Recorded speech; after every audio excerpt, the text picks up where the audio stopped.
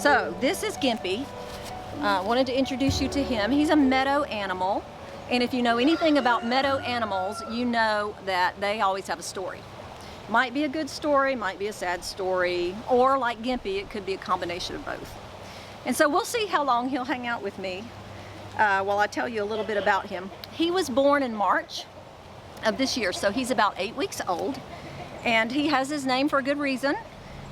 When Gimpy was born, he was the first of our 7 goats who were pregnant to be born. Well, yes, that's actually true.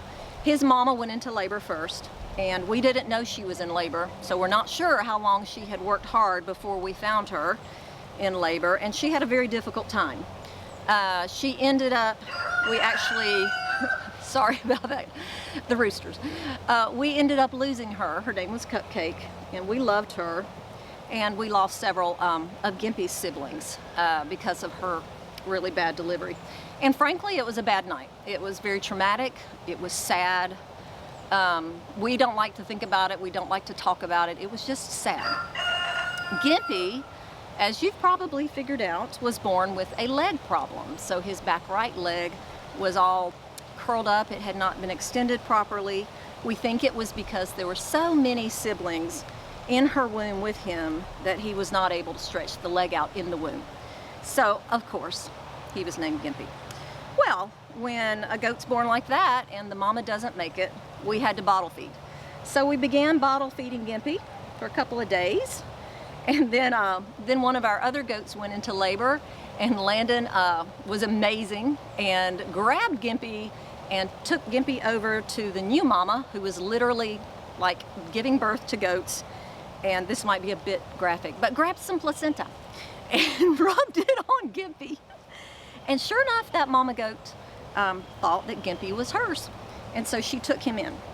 So Gimpy has been, golly, both orphaned and adopted and treated like a part of the family because he was bottle fed, and now he's just hanging out with all the other male goats like any regular goat.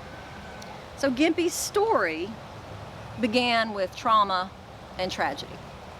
So after Gimpy began to be like a regular goat, hang out with regular goats, I began to think about scripture and how so many times things are wonderful and exciting and tragic and trauma filled all at the same time. And Gimpy is certainly the embodiment of that, because he came in great trauma and a hard time, and yet when I look at him today, oh, and I should tell you, his leg is fine. He's worked it out.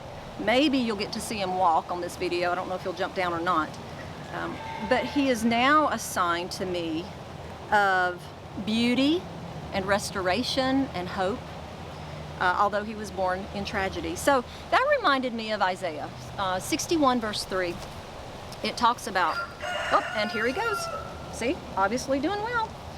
It talks about, that's the scripture that Jesus quoted actually when he was in the synagogue, and he said, I'm going to paraphrase, I have been anointed, I come as the Spirit of the Lord has anointed me to bring you. And then he lists many things, and one of the things that he lists, sorry, Gimpy's now eating the flowers.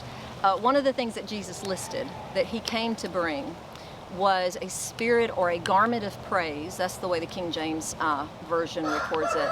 That he brought a garment of praise instead of a spirit of heaviness. And I think about that scripture a lot when I think about Gimpy, because he was born under a spirit of heaviness. And still, to this day, if I start thinking about that night, I'll get sad and a little traumatized. And yet today, he's like a garment of praise, eating my hostas. Not so much praise right now. But he is a garment of praise. So here's my point. I've rambled a lot about Gimpy, but I do have a point. And the point is that we get a choice. I get a choice every day. When I see Gimpy, I can look at him and remember the trauma and how sad it was and how hard it was. And I can grieve his mom passing, all worthy of grief and all sufficiently and, valid, a sad thing. But I can live there. And scripture says it's almost like living under a spirit of heaviness. And so I get to choose that. Or I know that Jesus came to break that off, and that he brings a garment, coat of praise. And so I can choose, when I look at Gimpy, to look at him from that perspective.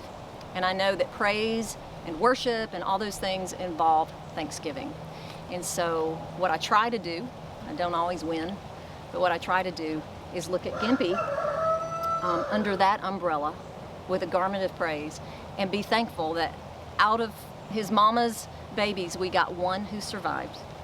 Thankful that his back leg that was messed up is working great. Thankful that he's a happy, well-adjusted goat. And so I choose to look at my blessings and be grateful. And so that's my story of Gimpy.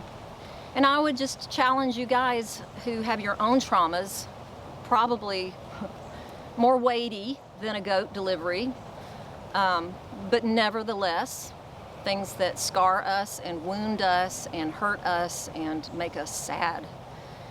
We all have them. And yet we know that the Lord brings a garment of praise to break that off. So I would just challenge you today to choose well.